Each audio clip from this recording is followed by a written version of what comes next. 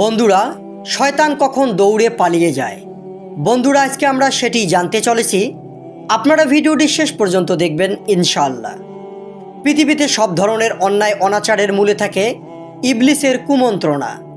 আল্লাহ তাআলার দরবার থেকে বিতাড়িত হয় ইবলিস। শপথ করেছিল সে নিজের মতো আদম সন্তানকেও বিপদগামী করবে। তাই প্রথমেই সে ফোন দিয়ে আদিপিতা হজরত আদম আলাইহিস সালামকে জান্নাত থেকে পৃথিবীতে নামিয়ে আনে। পবিত্র কোরআনে বর্ণিত হয়েছে, সেই সময়কে স্মরণ করো যখন আমি ফেরেশতাদেরকে বলেছিলাম আদমকে সেজদা করো। তখন তারা সেজদা করলো, কিন্তু ইবলিস করলো না। সে বলল, আমি কি তাকে সেজদা করব যাকে আপনি মাটি দ্বারা সৃষ্টি করেছেন? সে বলতে লাগলো, বলুন তো, এই কি সেই সৃষ্টি যাকে আপনি আমার উপর মর্যাদা দান করেছেন? আপনি যদি কিয়ামতের দিন পর্যন্ত আমাকে অবকাশ দেন, তবে আমি তার বংশধরদের মধ্যে অল্প সংখ্যক ছাড়া বাকি সকলের চোয়ালে লাগাম পরিয়ে দেব। আল্লাহ বললেন, যাও, তাদের মধ্য থেকে যে কেউ তোমার অনুগামী হবে, জাহান্নামেই হবে তোমাদের সকলের শাস্তি, পরিপূর্ণ শাস্তি।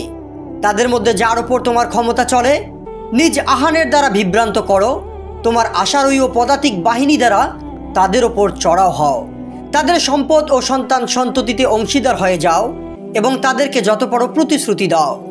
বস্তুত শয়তান তাদেরকে যে প্রতিশ্রুতি দেয় তা ধোঁকা ছাড়া কিছুই নয়। নিশ্চয় আমার যারা বান্দা, তাদের ওপর তোমার কোনো ক্ষমতা চলবে না। তোমার রক্ষক রূপে তোমার প্রতিপালকই যথেষ্ট। আল্লাহর কাছে শপথ করার পর শয়তান প্রতি মুহূর্তে মানুষকে ধোঁকা দেওয়ার এবং আল্লাহর স্মরণ থেকে গাফেল করার চেষ্টা করে। নামাজ ঠিকমতো না পড়তে এবং নামাজে দাঁড়ালে মানুষের মনে সন্দেহ তৈরি করতেও কাজ করে সে। মানুষকে বিপদগামী করতে ইচ্ছামতো কাজ করতে পারলেও কিছু মুহূর্ত আছে যখন শয়তান দৌড়িয়ে পালাতে থাকে এবং কোনো রকমে নিজেকে বাঁচানোর চেষ্টা করে। এমন একটি মুহূর্ত হলো আজানের মুহূর্ত।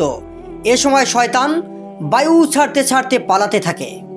এ বিষয়ে এক হাদিসে হযরত আবু হুরায়রা রাদিয়াল্লাহু তাআলা আনহু থেকে বর্ণিত, নবীজি সাল্লাল্লাহু আলাইহি সাল্লাম বলেন, যখন নামাজের আজান দেওয়া হয়, শয়তান পিছন ঘুরে বায়ু ছাড়তে ছাড়তে পালিয়ে যায়, যেন আজানের শব্দ সে শুনতে না পায়। আজান শেষ হলে সে পুনরায় ফিরে আসে। আবার যখন ইকামত দেওয়া হয়, তখন সে পলায়ন করে। একামত শেষ হলে সে পুনরায় ফিরে আসে এবং নামাজ আদায়কারীদের মনে সন্দেহ সংশয় সৃষ্টি করতে থাকে।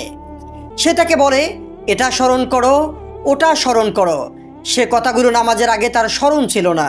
শেষ পর্যন্ত নামাজ আদায়কারী দ্বিধায় পড়ে যে সে বলতেও পারে না যে কত রাকাত নামাজ পড়ল। প্রিয় বন্ধুরা, যারা ভিডিওটি দেখলেন তারা অবশ্যই ভিডিওটি লাইক, কমেন্ট, শেয়ার করবেন। ভালো থাকবেন। ধন্যবাদ।